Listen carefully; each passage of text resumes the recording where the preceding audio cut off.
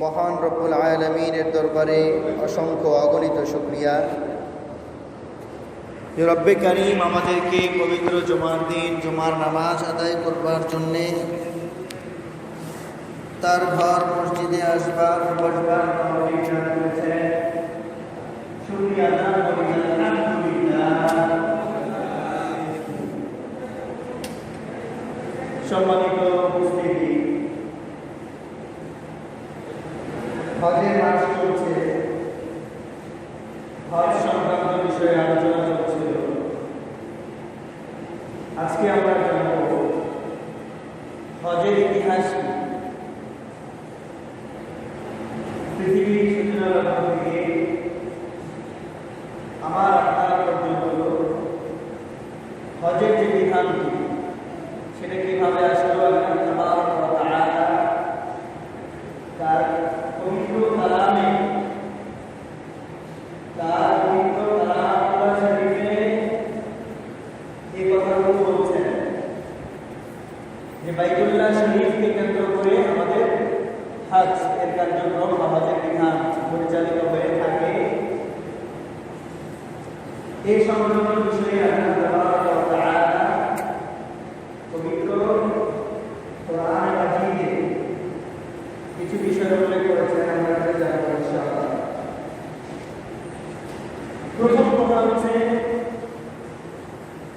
হজের বিধান কি বাইতুল্লাহ শরীফকে, কাবা শরীফকে কেন্দ্র করে। আল্লাহ তাবারক ওয়া তাআলা সূরা আলে ইমরান এর মাঝে উল্লেখ করেছেন,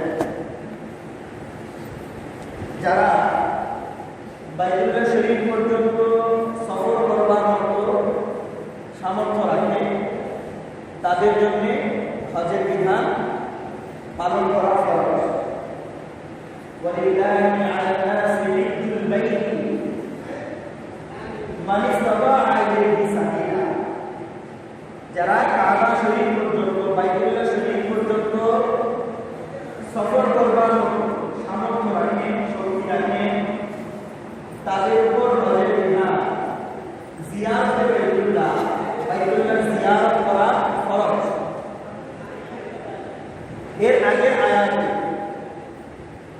মহান রব্বুল আলামিন ঘোষণা করেন, ইন্না আউওয়ালা বাইতিন wudi'a লিন-নাস লাল্লাযী বিবাক্কাতা মুবারাকান ওয়া হুদান লিল-আলামিন।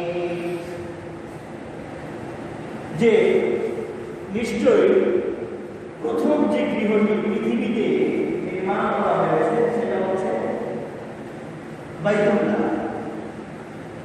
ইন্না আউওয়ালা বাইতিন wudi'a লিন-নাস, মানুষের জন্য আল্লাহ পাক মানুষকে তার ইবাদত করবার জন্য সৃষ্টি করেছেন। মানুষকে সৃষ্টি করেছেন তার ইবাদত করবার। কিন্তু পৃথিবীর যে বয়স, এই বয়সের প্রেক্ষিতে শুরুতে দেখা গিয়েছে মানুষ বেশি শিরক, প্রকৃতি পূজা, মূর্তি পূজা, বিভিন্ন শিরকমূলক, যেটা আল্লাহ পাকের জাতের সাথে এবং আল্লাহ পাকের সিফাতের সাথে, আল্লাহ পাকের সত্তার সাথে এবং আল্লাহ পাকের গুণাবলী যেগুলো আছে সেগুলোর সাথে অন্য কোনো মাখলুককে অংশীদার করা হয়। এরকম ধরনের বিভিন্ন শিরকি কার্যক্রমের কাছে মানুষ লিপ্ত ছিল। তো মানুষকে শিরক মুক্ত জীবন উপহার দেওয়ার জন্য মানুষের সকল কার্যক্রম, সকল ইবাদত আমলগুলো যেন শিরক মুক্ত হয়, একমাত্র আল্লাহ পাকের সন্তুষ্টি অর্জনের লক্ষ্যেই যেন মানুষের ইবাদতগুলো হয়, তার জন্য আল্লাহ যুগে যুগে নবী ও রাসূলদেরকে পাঠিয়েছেন। সুবহানাল্লাহ। মানুষের সকল কার্যক্রম যেন ইবাদতে পরিগণিত হয়, এটা ইবাদত নয়। মানুষের জীবনে যেটাই করুক সেটা যেন আল্লাহ পাকের সন্তুষ্টিকে সামনে রাখে, তাহলে তার এই কাজগুলো আল্লাহ পাকের সন্তুষ্টিকে সামনে রেখে করার কারণে তখন এক আল্লাহ পাকের সন্তুষ্টি অর্জনের লক্ষ্যেই হবে। অন্য কোনো মাধ্যমকে বোঝা হবে না, অন্য কোনো মাধ্যমকে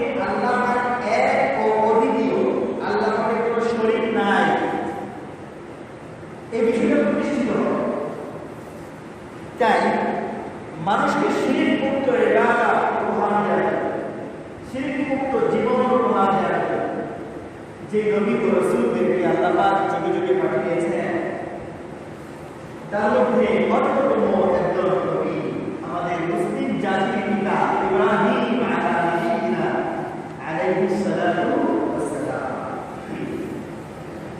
ইব্রাহিম আলাইহিস সালাতু ওয়াস সালামের মাধ্যমে আল্লাহ পাক আনুষ্ঠানিকভাবে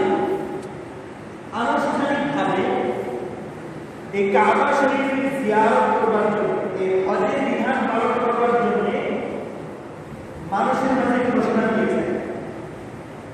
আল্লাহ তাবারাক ওয়া তাআলা সূরাতুল হজ, একটা সূরার নামই আছে সূরাতুল হজ, হজের নামে সূরা নামকরণ করা হয়েছে। 17 নম্বর পারায় আল্লাহ পাক সেই ক্ষেত্রে বলছেন وَإِذْ بَوَّأْنَا لِإِبْرَاهِيمَ مَكَانَ الْبَيْتِ أَلَّا تُشْرِكْ بِي شَيْئًا। আল্লাহ পাক বলছেন, স্মরণ করুন নবী মুহাম্মদ সে সময়ের কথা যখন আমি নবী করিম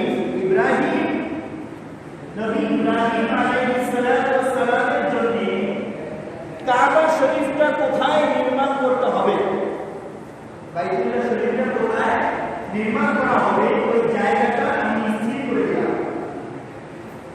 কাকে নির্ধারণ করে দিয়েছেন? ইব্রাহিম আলাইহিস সালাম। কারণ ইব্রাহিম আলাইহিস সালাম বাইতুল্লাহ শরীফের যে নির্মাণ করার ইতিহাস সেটা একটু পরে বলবো। ইব্রাহিম এবং ইসমাঈল আলাইহিস সালাম বাপ বেটা, বাবা এবং পুত্র, এই দুজন মিলে বাইতুল্লাহ শরীফের পুনর্নির্মাণ করেছে। সে কথাটাও কালামুল্লাহ শরীফের মাঝে আছে। আল্লাহ পাক বলেন, নবী ইব্রাহিম আলাইহিস সালামের জন্য আমি বাইতুল্লাহ শরীফের জায়গাটা কোথায় নির্মাণ করতে হবে আমি দেখিয়ে দিলাম। বাইতুল্লাহ শরীফ নির্মাণ হলো, কাবা শরীফ নির্মাণ হলো, যে কাবাকে মোট করে পৃথিবীর সকল মানুষ আমি রব্বে কারীমের সন্তুষ্টি অর্জন করবার লক্ষ্যে সেজদায় গিয়ে পড়বে, কাবা বানাবে, কিবলা বানাবে এই বাইতুল্লাহ শরীফ। এবং বলে দিলেন আল্লাহ তুশরিক বি শাইআ।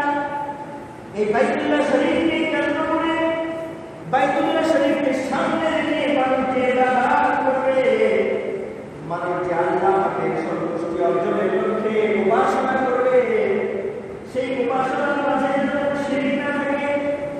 আল্লাহ তুশরিক বি শাইআ। ইব্রাহিম আলাইহিস সালাতু ওয়াস সালামকে আমি নির্দেশ দিয়ে দিলাম, আল্লাহ তুশরিক বি শাইআ। কাবা তো নির্মাণ করবেন, আমার ঘর তো নির্মাণ করবেন, আমার ঘরকে কেন্দ্র করে সকল মানুষের দিকে ফিরে কিবলা করে ইবাদত করবে, সালাম আদায় করবে, নামাজ আদায় করবে। তো এই ইবাদত করার মধ্যে যেন কোনো শিরক না থাকে। আল্লাহ তুশরিক বি শাইআ। খেয়াল রাখবেন, আপনি যখন এই বাইতুল্লাহ শরীফকে সামনে রেখে, বাইতুল্লাহ শরীফকে সামনে রেখে কিবলা বানিয়ে যখন ইবাদত করবেন, তখন আপনি আমি রব্বে কারীমের সাথে কাউকে শরীক করবেন না। কোনো কিছুকে না, কোনো মাখলুককে না, কোনো জীবজন্তুকে না, কোনো প্রকৃতিকে নয়, আল্লাহ পাক ছাড়া অন্য কাউকে আল্লাহ পাকের সাথে কোনো অংশীদার করা যাবে না। আরেকটা নির্দেশ দিয়ে দিয়েছেন, শুধু বাইতুল্লাহ শরীফ নির্মাণ হলেই হবে না, বাইতুল্লাহ শরীফকে কেন্দ্র করে কিছু বিধান থাকবে, যে হজ্জে বাইতুল্লাহ, জিয়ারতে বাইতুল্লাহ। বাইতুল্লাহ শরীফের মাঝে বিভিন্ন প্রান্ত থেকে মানুষ আসবে, দূর দূরান্ত থেকে কেউ পায়ে হেঁটে আসবে, কেউ বাহনে করে আসবে। আল্লাহ পাক বলছেন তাহহির বাইতিয়া। হে নবী ইব্রাহিম, হে খলিল ইব্রাহিম, প্রিয় বন্ধু, আপনি আমার এই ঘরটাকে, এই বাইতুল্লাহ শরীফ যে নির্মাণ করলেন, এই বাইতুল্লাহ শরীফটা ইবাদত করবার কোনো যেন উপযোগী থাকে, পরিষ্কার পরিচ্ছন্ন থাকে, তার জন্য আপনি বাইতুল্লাহ শরীফটাকে একটু পরিষ্কার পরিচ্ছন্ন রাখবেন, পবিত্র রাখবেন। তাদের জন্য যারা বাইতুল্লাহ শরীফকে তাওয়াফ করবে, যারা মুতাওয়াফ করবে, তাওয়াফ করবে, ওয়াল আকিফিনা, যারা এই বাইতুল্লাহ শরীফে হারাম শরীফের মাঝে অবস্থান করবে, তাদের জন্য পবিত্র করবে, পরিচ্ছন্ন করবে। ওয়াল রুকআই ওয়াস সুজুদি, যারা এখানে রুকু সিজদা করবে, তার মানে যারা এখানে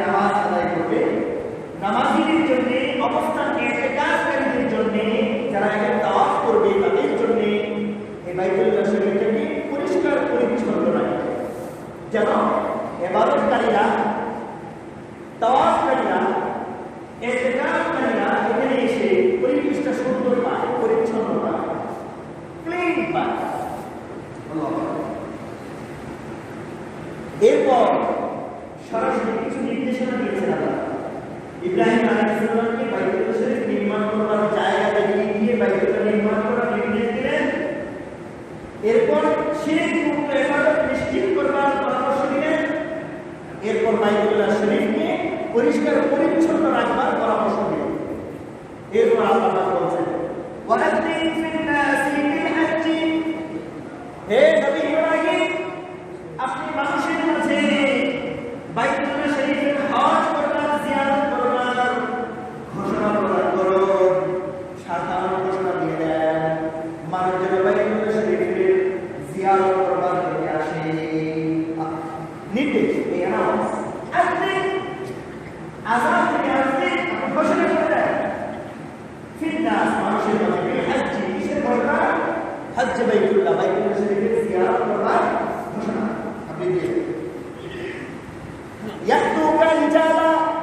আপনি ঘোষণা দেওয়ার দেখবেন মানুষ আপনার কাছে আসবে। আপনার এই জায়গায় বাইতুল্লাহ শরীফে আপনি কর্তৃক যে নির্মাণ করেছেন এই বাইতুল্লাহ জিয়ারত করবার জন্য মানুষ আপনার কাছে আসবে। রিজালা, পায়ে হেঁটে, যাদের পক্ষে পায়ে হেঁটে আসা সম্ভব তারা পায়ে হেঁটে, ওয়ালা কুল্লি দামিরিন, যারা বহুপ্রান্ত, যেটা যে সমস্ত পথে হাঁটা স্বাভাবিকভাবে মানুষের পক্ষে কঠিন, দুর্গম পথ, যে পথে স্বাভাবিকভাবে মানুষের পক্ষে হাঁটা সম্ভব নয়, এরকম জায়গাতে কোন ব্যবহার করে বাহন করছে, তোমাদের যাত্রী কি ছিল না, ইঞ্জিন চালিত বাহন ছিল না। ওয়ালা কুল্লি দামিরিন ইয়াতিনা মিন কুল্লি ফাজ্জিন আমিক, দুর্গম পথ, যে পথগুলোতে মানুষ পায়ে হেঁটে চলতে পারে না, এরকম পথগুলো দিয়ে মানুষ উঠে আরোহণ করে করে আপনার কাছে আসবে। কেন? নিয়ে সাধু মানাসি আলাহু ওয়া ইয়াকুরুল্লাহ ফি আইয়ামিন মা'লুমাতিন আলা মা রাযাকাহুম মিন বাহিমাতিল আন'আম। হজের কিছু বিধান আছে, সেই বিধানগুলো এখানে মানুষ পালন করবার জন্য, বাইতুল্লাহ শরীফের জিয়ারত করবার জন্য, বাইতুল্লাহ তাওয়াফ করবার জন্য, নির্দিষ্ট দিনে কুরবানি করবার জন্য, হজের অন্যতম একটা বিধান কি করা? কুরবানি করা, উযহিয়া, কুরবানি করা। এই বিধানগুলো পালন করবার জন্য মানুষ এখানে আল্লাহ তাবারক ওয়া তাআলা বাইতুল্লাহ শরীফ প্রথম পৃথিবীর ঘর, প্রথম ঘর বাইতুল্লাহ, আল্লাহ নিজেই বলছেন। এরপর আল্লাহ বলছেন বাইতুল্লাহ শরীফকে মানুষের কিবলা বানানোর জন্য, মানুষের সকল মুসলিম উম্মাহর জন্য একটা কেন্দ্র থাকে, একটা মার্কাজ থাকে, একটা সেন্টার থাকে। তার জন্য আল্লাহ পাক এই বাইতুল্লাহ শরীফকে নির্ধারণ করে দিয়েছেন। কি বলছেন? সূরাতুল বাকারা, ওয়া ইজ্জালনাল বাইতা মাযাবাতান লিন-নাসি ওয়া আমনা ওয়াত্তাখিযু মিন মাকামি ইব্রাহিমা মুসাল্লা। আল্লাহ পাক বলেন, আমি বাইতুল্লাহ শরীফকে মানুষের সমাবেশস্থল বানালাম, মানুষ যেন এখানে একসাথে সমন্বিত হতে পারে, সকলে যেন একই সাথে এই জায়গায় সমাবেশ বানাতে পারে। এক আল্লাহকে সাক্ষী রেখে, এক আল্লাহ আনুগত্যতা করবার মধ্যে পুরো বিশ্বের বিভিন্ন রঙে, বিভিন্ন ঢঙে, বিভিন্ন প্রকৃতি, বিভিন্ন স্বভাবে, বিভিন্ন কালারে মানুষ যেন এক ধরনের পোশাক ইহরাম পরিধান করবে, এক অভিন্ন, এক আল্লাহর বান্দা, এর একটা স্বরূপ, এর একটা বাস্তব নমুনা পৃথিবীর সামনে পেশ করবার মধ্যে যেন এখানে উপস্থিত হতে পারে। সুবহানাল্লাহ। মাসাবাতাল লিন-নাস, মানুষের জন্য সমাবেশস্থল, কনফারেন্স, বিভিন্ন বড় বিশাল প্রোগ্রাম, এখানে সকল মানুষ এক ধরনের পোশাক, সাদা ইহরাম পরিধান করে, এক ধরনের পোশাক পরিধান করে, কোনো দরাদরি রেশারেশি সবকিছু ভুলে গিয়ে একে অপরের সহযোগী হয়ে অগ্রাধিকার কি একজন আরেকজনকে আগে হজের কার্যক্রমগুলো পালন করবার জন্য অগ্রাধিকার দিয়ে দিয়ে এরকম একটা দৃষ্টান্ত পেশ করেছে। এরকম এই জন্য আমি বাইতুল্লাহ শরীফকে নির্ধারণ করেছি। বাইতুল্লাহ শরীফের আরেকটি বৈশিষ্ট্য, বাইতুল্লাহ শরীফের মাঝে যারা অবস্থান করে, যারা সেখানে ঢুকে যান, হারাম শরীফের মাঝে তারা নিরাপদ, সেখানে কোনো রক্তপাত চলবে না, কোনো হাঙ্গামা মারামারি কাটাকাটি দলাদলি, কোনো পাপাচার, কোনো অনাচার, এগুলো সেই হারাম শরীফের আওতা যে এরিয়ার মধ্যে চলবে না। হারাম শরীফ নামও এই পুরোটাই হচ্ছে নিরাপত্তামূলক একটা দেশ। এখানে কোনো মানুষ ঢুকে গেলে কোনো অপরাধী বুঝে তাকে এখানে নিরাপত্তা করবার কোনো সুযোগ ইসলামে দেয়া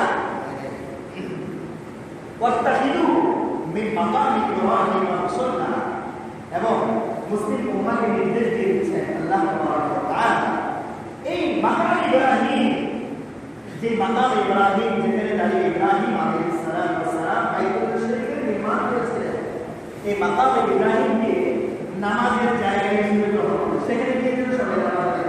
হাজী সাহেব যারা দিয়ে থাকে তারা মাকাম ইব্রাহিমের মাঝে নামাজ আদায় করে থাকে। এবং এখানে একই কথা আসছে, আল্লাহ তাআলা এখানে বলছেন আমি ইব্রাহিম এবং ইসমাঈল দুইজনকে, এই দুই নবীকে আমি নির্দেশ দিয়ে দিলাম তারা যেন আমার ঘরটাকে, যারা এখানে তওয়াফ করতে আসবে, যারা এখানে অবস্থান করতে আসবে, যারা এখানে নামাজি হিসেবে আসবে, তাদের জন্য পরিষ্কার পরিচ্ছন্ন করে দেবে।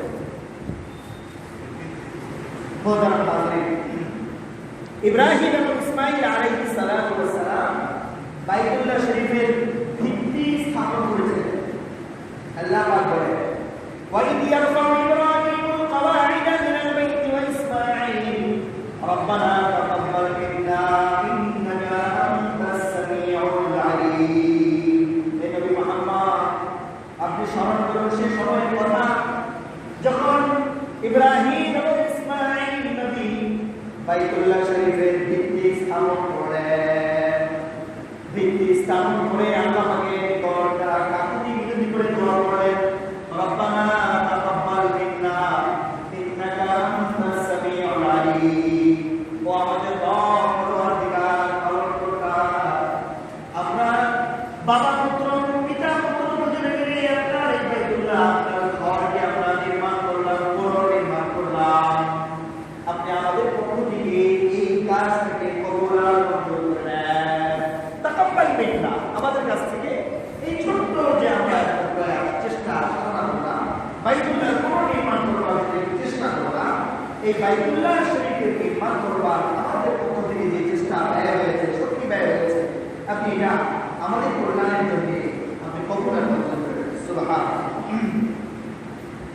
এরপর ইব্রাহিম এবং ইসমাঈল আলাইহিস সালাম আল্লাহ পাকে নিকট দোয়া করেছেন, আল্লাহ পাশাপাশি আপনি আমাদের দুজনকে আমরা যেন একমাত্র আপনার সন্তুষ্টির জন্য প্রকৃত মুসলিম হতে পারি, অর্থাৎ আমাদের ইবাদতের কাছে কোনো শিরক না থাকে, এভাবে আপনি আমাদেরকে কবুল আর মঞ্জুর করেন। এবং আমাদের পরবর্তী বংশধর যারা আসবে তাদের মধ্য থেকে একটি গ্রুপকে, একটি দলকে, যারা উম্মাতান মুসলিমাতাল্লাহ, উম্মাতান মুসলিমাতাল্লাহ, আমি যুররিয়াতিনা উম্মাতান মুসলিমাতাল্লাহ, আমাদের বংশধরদের মধ্য থেকে একটা দলকে প্রকৃত মুসলিম হিসেবে আপনি কবুল করে নেন, যাদের ইবাদতের মাঝে কোনো শিরক থাকবে না। সুবহানাল্লাহ, শিরক থাকবে না। তাহলে শিরক কত যখন আল্লাহ পাক নিজের পরামর্শ দিচ্ছেন শিরক মুক্ত ইবাদত করেন। এখানে নবী ইব্রাহিম এবং ইসমাঈল আলাইহিস সালাম তারা আল্লাহ পাকের নিকট দোয়া করেছেন, আল্লাহ আমরা যেন আপনার ইবাদত করতে পারি শিরক মুক্ত, কারণ শিরক যুক্ত ইবাদত আপনার দরবারে কবুল হবে না। পুরো জীবন পেরিয়ে গেলেও পুরো জীবনটাকে শিরক যুক্ত ইবাদত, যেটার সাথে শিরক আছে, এরকম ইবাদত করতে করতে কাটিয়ে দিলেও সেই ইবাদত আল্লাহ পাকের নিকট মর্যাদা রাখবে না। তাই শিরক মুক্ত ইবাদত অত্যন্ত জরুরি। মোহতারাম হাজিরিন,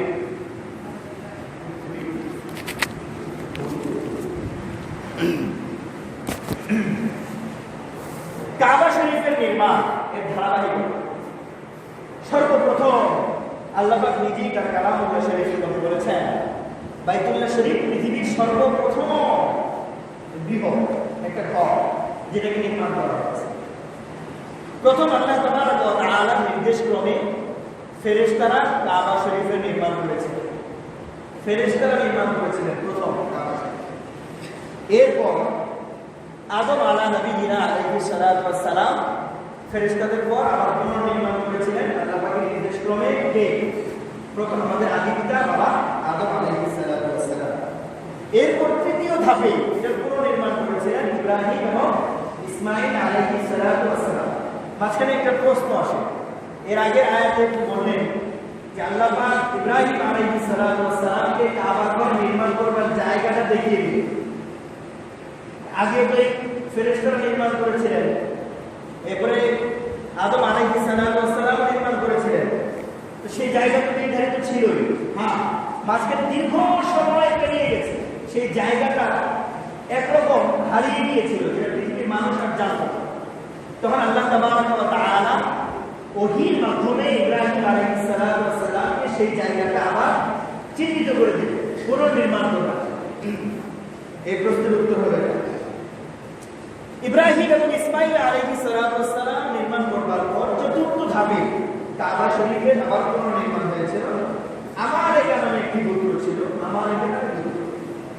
এরপর তাদের পর পঞ্চম ধাপে জুরহাম গোত্র, তারা এই কাবা শরীফের নির্মাণ করেছিল। ষষ্ঠ ধাপে হযরত রাসূল আরবি সাল্লাল্লাহু আলাইহি ওয়াসাল্লামের পূর্বপুরুষ কুসাই বিন কিলাব তিনি নির্মাণ করেছিলেন, পুনর্নির্মাণ করেছিলেন। এরপরে সপ্তম ধাপে কুরাইশ বংশ, যে বংশের মাঝে রাসূলুল্লাহ সাল্লাল্লাহু আলাইহি ওয়াসাল্লামের আগমন হয়েছিল, কুরাইশ বংশ এই কাবা শরীফের পুনর্নির্মাণ করেছিলেন। অষ্টম ধাপে আব্দুল্লাহ বিন জুবাইর, রাসূলুল্লাহ সাল্লাল্লাহু আলাইহি ওয়াসাল্লামের অন্যতম একজন বিশিষ্ট সাহাবী আব্দুল্লাহ বিন জুবাইর, তিনি নির্মাণ করেছিলেন। নবম ধাপে হাজ্জাজ বিন ইউসুফ, তিনি আবার এটা পুনর্নির্মাণ করেছিলেন। দশম ধাপে উসমানিয়া সাম্রাজ্যের তুরস্ককে কেন্দ্র যে উসমানিয়া সাম্রাজ্য ছিল, ইসলামী সাম্রাজ্য ছিল, সালতানাত ছিল, তার মধ্যে চতুর্থ মুরাদ নামে একজন সুলতান ছিলেন, শাসক ছিলেন। তিনি দশম ধাপে এই কাবা শরীফের পুনর্নির্মাণ করেছিলেন। এরপর এইভাবে কাবা শরীফের পুনর্নির্মাণ, ভেঙে আবার নির্মাণ, এই নির্মাণের বিষয়টা সকল আমাদের চার মাযহাব, সকল মাযহাবের ইমামগণ মিলে দেখলেন যে এইভাবে যদি বারবার কাবা শরীফ ভেঙে নির্মাণ করা হয়, এই ধারা চালু থাকে, তাহলে কাবা শরীফ ভেঙে নির্মাণ করা এটাকে খেলায় পরিণত হবে। তাই কাবা শরীফ পুনরায় ভেঙে নির্মাণ করবার বিষয়টা তারা ফতোয়া দিয়ে দিলেন, কাবা শরীফ আর ভেঙে নির্মাণ করা যাবে না, সংস্কার করা যাবে, এটাকে সংস্কার করা যাবে, কিন্তু ভেঙে নির্মাণ করবার সুযোগ নেই। এরপর কাবা শরীফ পর্যায়ক্রমে যুগে যুগে ধাপে ধাপে পুনরায় সংস্কার হয়েছে, কিন্তু পুনরায় নির্মাণ হয় নাই। 10 বার কাবা শরীফের নির্মাণ হয়েছে। হজ্জে বাইতুল্লাহ শরীফের হজ যাদের উপর ফরজ, তাদেরকে সাথে সাথে বাইতুল্লাহ শরীফের হজ করবার কথা আমাদের ইসলামী শরীয়ত ফিকহ আমাদেরকে সমাধান দিয়ে দেয়। যদি কোনো ব্যক্তি তার উপর হজ ফরজ হওয়ার পরও বাইতুল্লাহ শরীফের হজ না করে, তাহলে তার ব্যাপারে থমকি আসছে। রাসূলুল্লাহ সাল্লাল্লাহু আলাইহি ওয়াসাল্লাম বলেছেন, মান মালাকা যাদান ওয়া রাহিলাতান ইলা তুবাল্লিগুহু ইলা বাইতিল্লাহ ওয়া লাম ইয়াহুজ্জ ফালা আলাইহি আন ইয়ামুতা ইয়াহুদিয়ান আও নাসরানিয়ান।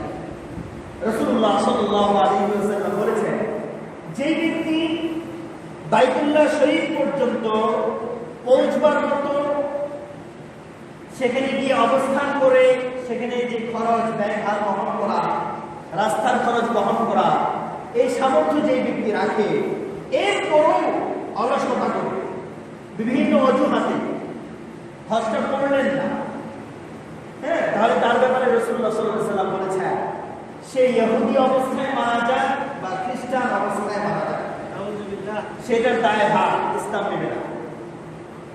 তার মানে রাসূলুল্লাহ সাল্লাল্লাহু আলাইহি ওয়াসাল্লামের পক্ষ থেকে মৃদু ধমকি, সাথে সাথে যেন হজটা করে নেওয়া হয়।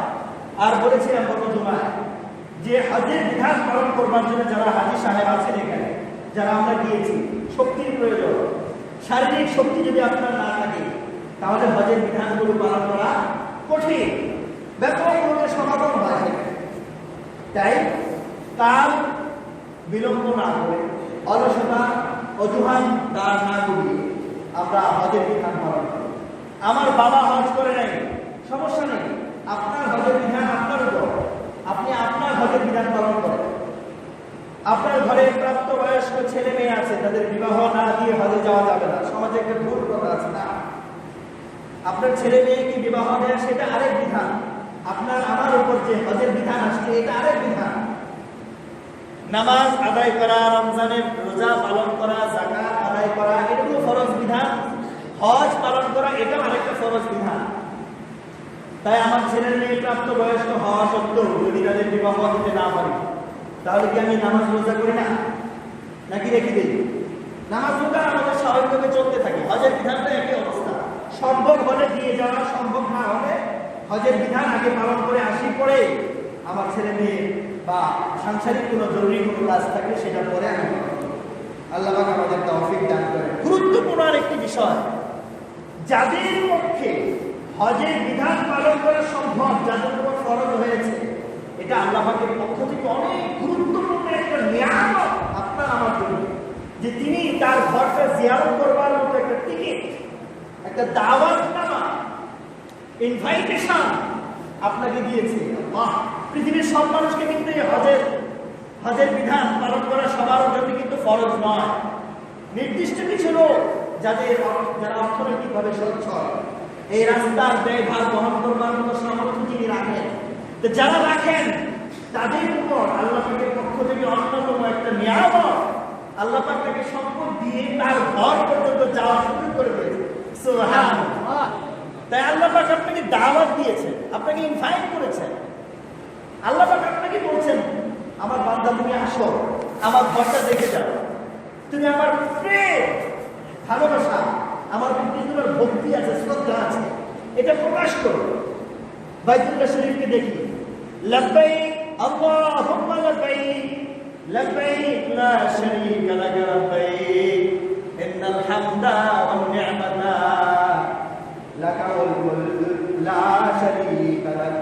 আল্লাহ, বাইতুল্লাহ শরীফকে দেখি আপনি এটা বলবেন, লাব্বাইক, ও মালিক উপস্থিত আমি, আপনি আমাকে দাওয়াত দিয়েছেন আপনার ঘরে আসবার মতো, আপনার হাবিবের রওজাটা জিয়ারত করবার জন্য, আপনার বাইতুল্লাহকে একটু তাওয়াফ করবার জন্য, প্রদক্ষিণ করবার জন্য আমাকে আপনি দাওয়াত দিয়েছেন।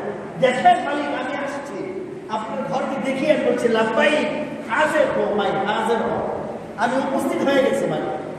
এইভাবে আল্লাহ পাকে প্রভু ভক্তি, প্রভু প্রেমী নিদর্শন প্রকাশ করেছে।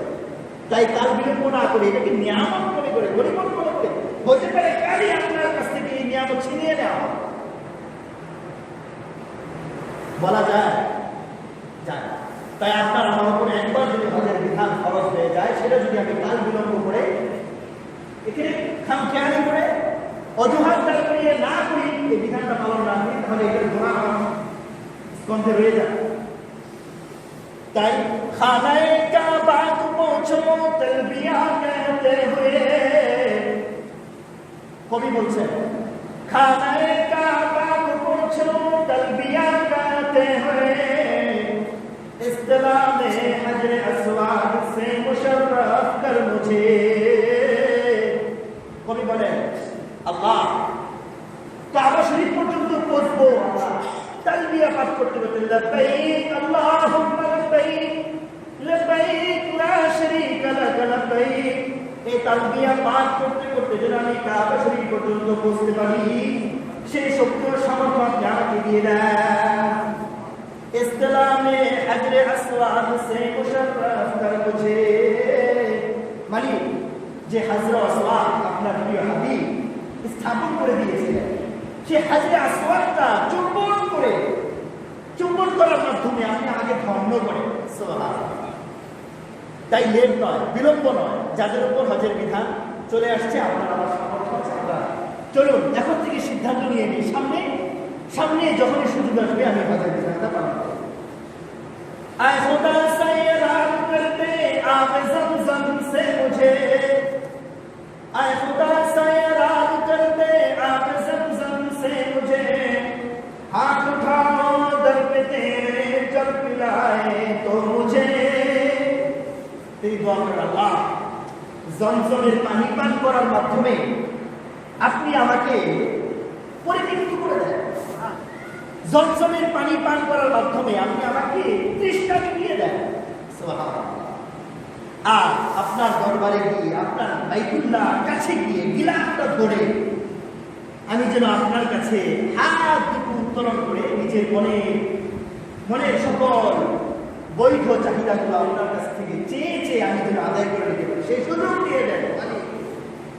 আল্লাহ পাক আমাদেরকে তৌফিক দান করেন। আমিন। হজের বিধান যাদের উপর ফরজ হয়ে গিয়েছে আমরা কাল বিলম্ব না করে আমরা হজের বিধানে যাই, হজের বিধানটাকে পালন করি।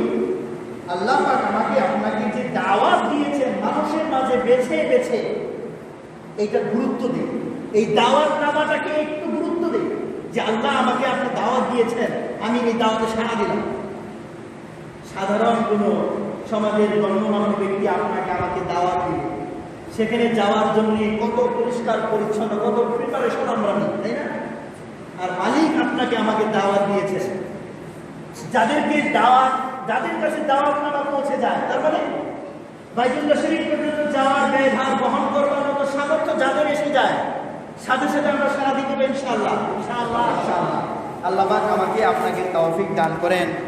বাইতুল্লাহ শরীফের হজের বিধান যাদের উপর ফরজ হয়ে গিয়েছে, মহান রব্বুল আলামিনের দরবারে অসংখ্য অগণিত শুকরিয়া। রব্বে কারীম আমাদেরকে পবিত্র জুমার দিন জুমার নামাজ আদায় করবার জন্যে